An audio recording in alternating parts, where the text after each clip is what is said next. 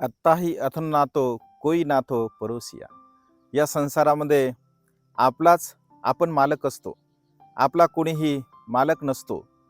जो मनुष्य स्वतःच्या मनावरती प्रभुत्व प्राप्त करतो, अधिपत्य स्वतःच्या मनावरती गाजवत असतो, केवळ तोच मनुष्य सुखाच्या मार्गाने जीवन जगण्याचा प्रयत्न करत असतो.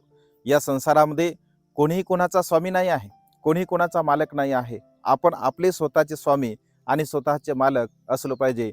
आणि त्यामुळे दुसऱ्याच्या अधीन राहून आपण कधीही जीवन जगण्याचा प्रयत्न नाही केला पाहिजे.